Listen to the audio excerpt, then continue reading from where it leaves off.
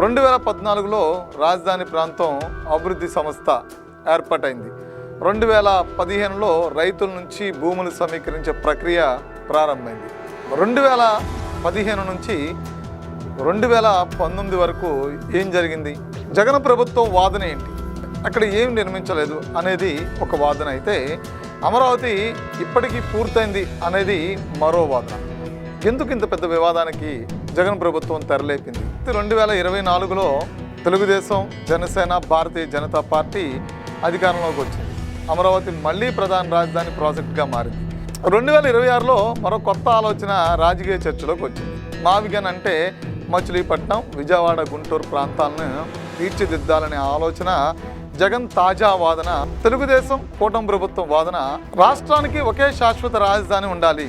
రైతులు భూములు ఇచ్చారు, ప్రభుత్వం హామీలు ఇచ్చింది, అమరావతి మళ్ళీ ప్రారంభమైంది. కానీ అమరావతి అనుకున్న వేగంతో పూర్తవుతుందా అనేది ఇక్కడ ప్రశ్నగానే ఉంది. అసలు అమరావతి కథ ఎక్కడ మొదలైంది? ఎందుకు మొదలైంది? ఎందుకు ఆగిపోయింది? మళ్ళీ ఎందుకు మొదలైంది? మావిగన్ ఆలోచన ఎందుకు తెరపైకి వచ్చింది? అమరావతి, మావిగన్ రాష్ట్రానికి ఏది ఉపయోగకరం? అమరావతి కథ ఎక్కడ మొదలైంది? మావిగన్ వరకు అసలు ప్రయాణం ఏమిటి? అమరావతి ఒక రాజధాని పేరు మాత్రమే కాదు. వేలాది రైతుల భూములు, వేల కోట్ల రూపాయల పెట్టుబడులు, రెండు ప్రధాన రాజకీయ పార్టీలు, భిన్నమైన ఆలోచనలు, కోర్టు కేసులు, రాజధాని కోసం సాగిన ఉద్యమం, ఇవన్నీ కలిసిన ఒక పెద్ద రాజకీయ ఆర్థిక కథ. ఒకవైపు చంద్రబాబు కలలు, రాజధాని అమరావతి, మరోవైపు జగన్ ప్రతిపాదించిన వికేంద్రీకరణ విధానం. ఇప్పుడు మరో కొత్త చర్చ, మావిగన్. మచిలీపట్నం, విజయవాడ, గుంటూరు ప్రాంతాలను కలిపి ఒక భారీ ఆర్థిక అభివృద్ధి ప్రాంతంగా తీర్చిదిద్దాలనే ఆలోచన. అసలు అమరావతి కథ ఎక్కడ మొదలైంది? ఎందుకు మొదలైంది? ఎందుకు ఆగిపోయింది? మళ్ళీ ఎందుకు మొదలైంది? మావిగన్ ఆలోచన ఎందుకు తెరపైకి వచ్చింది? అమరావతి, మావిగన్ రాష్ట్రానికి ఏది ఉపయోగకరం? ఇదే మన ప్రత్యేక కథనం. రాజధాని లేని ఆంధ్రప్రదేశ్. 2014 ఆంధ్రప్రదేశ్ విభజన జరిగింది. హైదరాబాద్ తెలంగాణలో భాగమైంది. దీంతో మిగిలిన ఆంధ్రప్రదేశ్కు శాశ్వత రాజధాని లేకుండా పోయింది. శాశ్వత సచివాలయం లేదు, శాశ్వత శాసనసభ లేదు, శాశ్వత పరిపాలన మౌలిక వసతులు లేవు. ఈ పరిస్థితుల్లో అప్పటి చంద్రబాబు ప్రభుత్వం కొత్త రాజధాని నిర్మించాలని నిర్ణయించింది.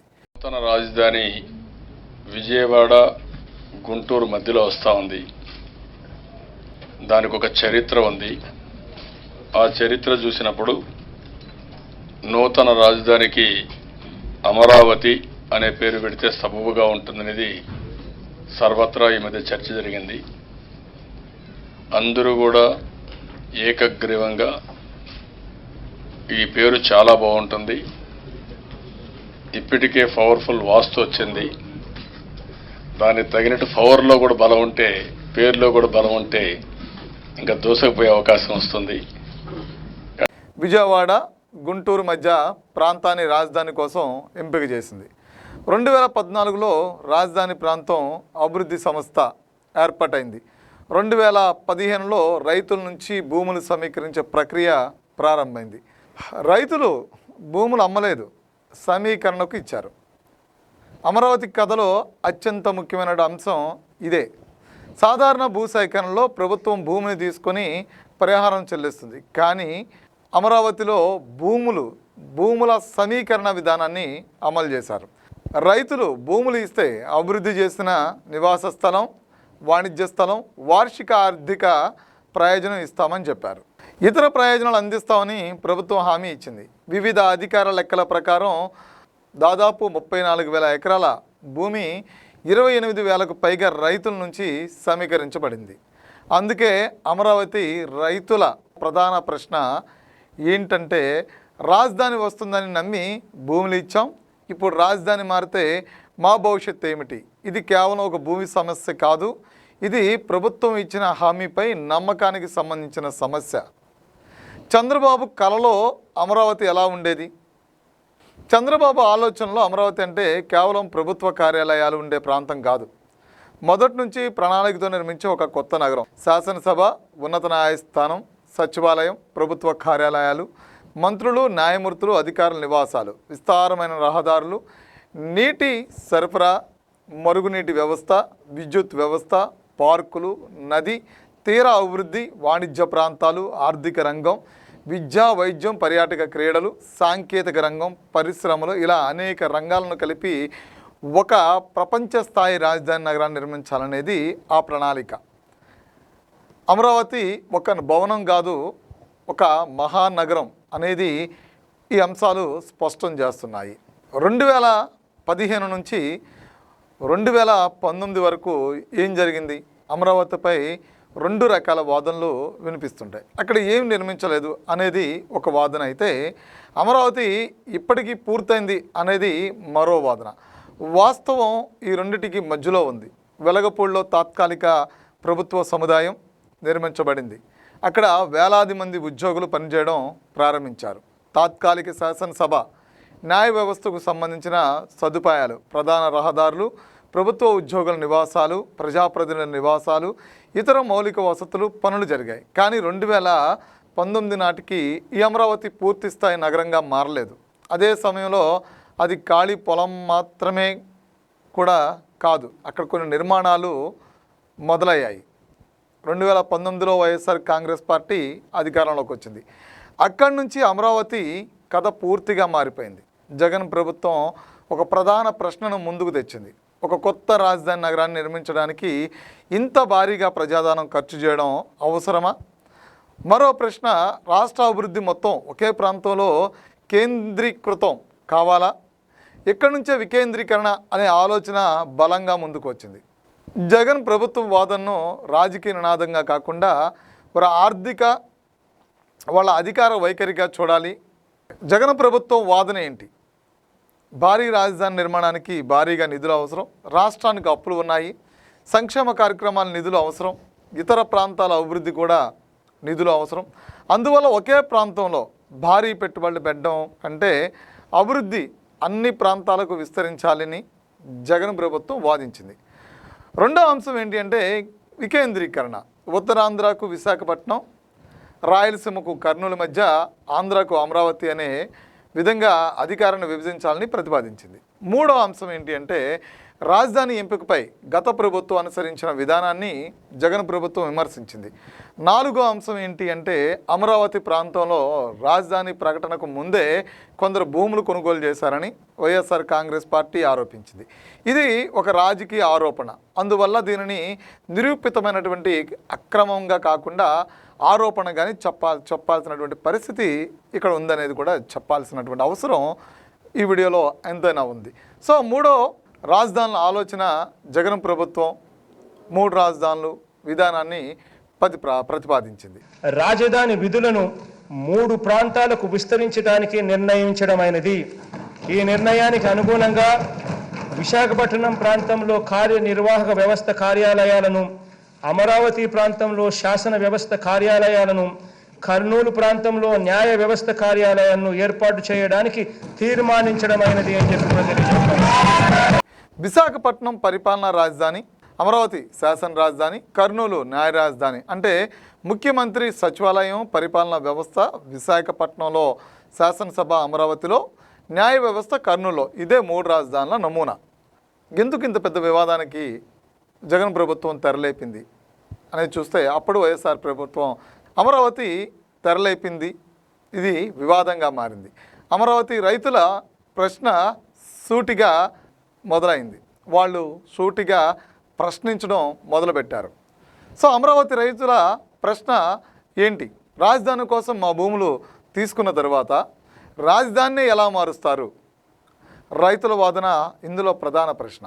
ప్రభుత్వాన్ని నమ్మి భూములు ఇచ్చాం, మాకు ఇచ్చిన హామీల ప్రకారం రాజధాని నిర్మించాలి. అందుకే అమరావతి ఉద్యమం తీవ్ర రూపం దాల్చింది కూడా. రైతుల ఉద్యమం, రాజకీయ పోరాటం, న్యాయ పోరాటం అన్నీ ఒకేసారి జరిగాయి.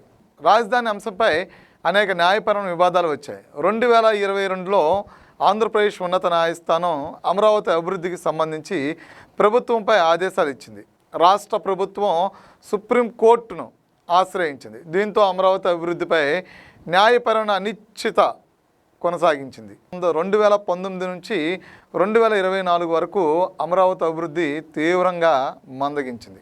2024లో తెలుగుదేశం, జనసేన, భారతీయ జనతా పార్టీ అధికారంలోకి వచ్చింది. అమరావతి మళ్ళీ ప్రధాన రాజధాని ప్రాజెక్టుగా మారింది. 2025 మే 2న ప్రధానమంత్రి నరేంద్ర మోదీ అమరావతిలో భారీ అభివృద్ధి పనులకు శంకుస్థాపన ప్రారంభోత్సవాలు చేశారు. इंद्रलोक की राजधानी का नाम अमरावती था और अब अमरावती आंध्र प्रदेश की राजधानी है। ये सिर्फ संयोग नहीं है, ये स्वर्ण आंध्रा के निर्माण का भी शुभ संकेत है। स्वर्ण आंध्रा विकसित भारत की राह को मजबूत करेगा और अमरावती स्वर्ण आंध्रा के विजन को ऊर्जा देगी। अमरावती केवलम ओक नगरम का दो, अमरावती ओक शक्ति आंध्र प्रदेश नो आधुनिक प्रदेश का मार्चे शक्ति आंध्र प्रदेश नो अधुनातन प्रदेश గా మార్చే శక్తి. కార్యక్రమాలకు సంబంధించిన మొత్తం ప్యాకేజీ విలువ 58,000 కోట్ల రూపాయలకు పైగా అని ప్రధానమంత్రి కార్యాలయం వెల్లడించింది. కానీ ఇక్కడ ఒక ముఖ్యమైన విషయం, ఆ 58,000 కోట్ల మొత్తం అమరావతి ఖర్చు కాదు. ఆ ప్యాకేజీలో రాష్ట్రంలోని ఇతర రహదారి, రైల్వే తదితర ప్రాజెక్టులు కూడా ఉన్నాయి. కాబట్టి 58,000 కోట్లు అంటే అమరావతి మొత్తం ఖర్చు అని చెప్పడం 100% తప్పు అవుతుంది. ప్రస్తుతం అమరావతిలో ఎంత పని జరుగుతుంది? ఇక్కడ మరో ముఖ్యమైన తేడా కూడా ఉంది. అమరావతిలో కేవలం భవనాలు మాత్రమే నిర్మించడం లేదు. రహదారులు, నీటి సరఫరా, మరుగునీటి వ్యవస్థ, విద్యుత్, వరద నీరు నియంత్రణ, నివాసాలు, ఇతర మౌలిక వసతులు అన్నీ కలిపి అమరావతి ప్రాజెక్టు 2026 జూన్ 27వ తేదీ నాటికి అందుబాటులో ఉన్నటువంటి సమాచారం ప్రకారం చూస్తే 95 పనులు కొనసాగుతున్నాయనేది ఇప్పటికున్నటువంటి సమాచారం. అయితే వాటి మొత్తం విలువ దాదాపు 50,000 కోట్ల రూపాయలు. కానీ భౌతిక పురోగతి సుమారు 18% మాత్రమే. అంటే 51,000 కోట్ల విలువైన పనులు ఉన్నాయంటే 51,000 కోట్ల పని పూర్తయిందని కాదు. ఇది చాలా ముఖ్యమైనటువంటి విషయం కూడా. పనుల వేగం, కొన్ని భారీ పనులు, కొన్ని ప్యాకేజీల్లో పనులు పురోగతి నిర్దేశిత లక్ష్యాల కంటే వెనకబడి ఉన్నట్లు నివేదికలు చెప్తున్నాయి. ఒక భారీ ప్యాకేజీలో 1,000 కోట్ల రూపాయల పనులకు భౌతిక పురోగతి చాలా తక్కువగా ఉండగా లక్ష్యం మాత్రం దానికి అనేక రెట్లు ఎక్కువగా ఉంది. మరో ప్యాకేజీలో కూడా ఇదే పరిస్థితి. దీంతో ఒక విషయం స్పష్టమవుతుంది, అమరావతి మళ్ళీ ప్రారంభమైంది, కానీ అమరావతి అనుకున్న వేగంతో పూర్తవుతుందా అనేది ఇక్కడ ప్రశ్నగానే ఉంది. ఇప్పుడు కొత్త చర్చ 2026లో మరో కొత్త ఆలోచన రాజకీయ చర్చలోకి వచ్చింది. మావిగన్ అంటే మచిలీపట్నం, విజయవాడ, గుంటూరు ప్రాంతాలను ఒక సమగ్ర ఆర్థిక అభివృద్ధి ప్రాంతంగా తీర్చిదిద్దాలనే ఆలోచన. జగన్ తాజా వాదన ప్రకారం ఒక భారీ కొత్త నగరంపై మాత్రమే 1,00,000 కోట్లు ఖర్చు చేయడం కంటే ఇప్పటికే ఉన్న మచిలీపట్నం, విజయవాడ, గుంటూరు నగరాలను పోర్టు పరిశ్రమల, రవాణా, జనాభా, మౌలిక వసతులను కలిపి ఒక పెద్ద ఆర్థిక శక్తి కేంద్రంగా అభివృద్ధి చేయాలని ప్రతిపాదన. పోర్టు, రవాణా పరిశ్రమలకు అవకాశం, విజయవాడ రైల్వే విమానాశ్రయ రహదారులు, వ్యాపార రంగానికి ప్రధాన కేంద్రంగా గుంటూరు, విజయవాడ విమానాశ్రయ రహదారులు, వ్యాపార రంగానికి ప్రధాన కేంద్రం, అలాగే గుంటూరు వ్యవసాయ, విద్య, వాణిజ్య రంగాలకు కీలక పాత్ర. ఈ 3 ప్రాంతాలను కలిపితే ఒక పెద్ద ఆర్థిక ప్రాంతంగా అభివృద్ధి చేయవచ్చు అనేది మావిగన్ ఆలోచన. మచిలీపట్నం టు విజయవాడ 70 కిలోమీటర్లు, విజయవాడ టు గుంటూరు మరో 40 కిలోమీటర్లు, మొత్తం ఈ 110 కిలోమీటర్లు నేషనల్ హైవే రోడ్డు ఉంది. ఈ నేషనల్ హైవేకు కాస్త అటు ఇటుగా ఈ మొత్తం క్యాపిటల్ ఏరియా కింద డిక్లేర్ చేయండి. మచిలీపట్నం నుంచి ఎంఏ తీసుకోండి, విజయవాడ నుంచి విఐ తీసుకోండి, గుంటూరు నుంచి GUN తీసుకోండి, మావిగన్ అని పేరు పెట్టండి. మచిలీపట్నం, విజయవాడ, గుంటూరు, మావిగన్. ఆర్థిక అభివృద్ధి ప్రాంతం ఒకటి, రాష్ట్ర రాజధాని మరొకటి. ఆర్థిక కారిడార్ అంటే పరిపాలన రాజధాని కాదు. రాజధాని అవసరమైతే సచివాలయం, శాసనసభ, ప్రభుత్వ శాఖలు, పరిపాలనా సంస్థలు, న్యాయ వ్యవస్థ వీటన్ని ఎలా నిర్వహిస్తారు? అమరావతికి భూములు ఇచ్చిన రైతులు హామీల పరిస్థితి ఏమిటి? ఇప్పటికే అమరావతిలో పెట్టిన 1,000 కోట్ల పెట్టుబడుల భవిష్యత్తు ఏమిటి? ఇవన్నీ మావిగన్ ముందున్న కీలక ప్రశ్నలు. తెలుగుదేశం కూటమి ప్రభుత్వం వాదన, రాష్ట్రానికి ఒకే శాశ్వత రాజధాని ఉండాలి, రైతులు భూములు ఇచ్చారు, ప్రభుత్వం హామీలు ఇచ్చింది, ఇప్పటికే మౌలిక వసతుల కోసం భారీ పెట్టుబడులు పెట్టారు, రాజధాని విషయంలో స్థిరత్వం లేకపోవడం వల్ల పెట్టుబడులపై ప్రభావం పడుద్ది, అందువల్ల అమరావతిని పూర్తి చేయడమే సరైన మార్గమని కూటమి ప్రభుత్వం చెబుతోంది. అమరావతికి కూడా సవాళ్లు ఉన్నాయి. అమరావతి నిర్మాణానికి భారీ నిధులు అవసరం, అప్పులు ఉన్నాయి, ప్రభుత్వ హామీలు ఉన్నాయి, మౌలిక వసతులపై ఖర్చు ఉంది, భూముల విలువను ఉపయోగించుకోవాల్సిన అవసరం ఉంది. అందుకే అసలు అమరావతి తనపై పెట్టిన పెట్టుబడికి తగిన ఆర్థిక ఫలితాలను ఇస్తుందా, అంటే ఎన్ని ఉద్యోగాలు, ఎంత ప్రైవేటు పెట్టుబడి, ఎన్ని పరిశ్రమలు, ఎంత పన్ను ఆదాయం, ఎంత జనాభా, ఇవే అసలు విజయాన్ని కొలిసే ప్రమాణాలు. అదే పూర్తిస్థాయి నగరం అభివృద్ధి చెందితే భూముల విలువ పెరగవచ్చు, పెట్టుబడులు రావచ్చు, ఉద్యోగాలు పెరగవచ్చు, విద్యా సంస్థలు రావచ్చు, ఆసుపత్రులు పెరగవచ్చు, హోటళ్ళు, బ్యాంకులు, వ్యాపార సంస్థలు పెరగవచ్చు, సాంకేతిక సంస్థలు రావచ్చు, విజయవాడ, గుంటూరు, అమరావతి ప్రాంతం ఒక భారీ ఆర్థిక ప్రాంతంగా మారవచ్చు. అప్పుడు అమరావతి కేవలం రాజధాని కాదు, ఒక రాష్ట్ర ఆర్థిక అభివృద్ధికి ఒక ప్రధాన శక్తి కేంద్రంగా కావచ్చు. భవనాలతోనే పరిమితమైతే భారీ ప్రభుత్వ వ్యయం ఉండొచ్చు, నిర్మాణాల ఖర్చులు పెరగవచ్చు, ప్రైవేటు పెట్టుబడులు ఆశించిన స్థాయిలో రాకపోవచ్చు, వాణిజ్య ప్రాంతాలు ఖాళీగా ఉండే ప్రమాదం ఉంది, అప్పుల భారం పెరగవచ్చు. అందుకే భవనాలు ఎన్ని కట్టారన్నది ముఖ్యం కాదు, ఆ భవనాల చుట్టూ ఎన్ని జీవితాలు, ఎన్ని ఉద్యోగాలు, ఎన్ని వ్యాపారాలు ఏర్పడ్డాయన్నదే ముఖ్యం. అదే అమరావతి లేదా మావిగన్, ఇది కేవలం రెండు ప్రాంతాల మధ్య పోటీ కాదు, రెండు భిన్నమైన అభివృద్ధి ఆలోచనల మధ్య పోటీ. ఒకవైపు ముందు రాజధాని నిర్మిద్దాం, ఆ రాజధాని చుట్టూ ఆర్థిక వ్యవస్థ నిర్మిద్దాం, మరోవైపు ఇప్పటికే ఉన్న ఆర్థిక ప్రాంతాన్ని బలోపేతం చేద్దాం, దాని చుట్టూ అభివృద్ధిని విస్తరించుకుందాం. మరి రాష్ట్రానికి ఏది మంచిది?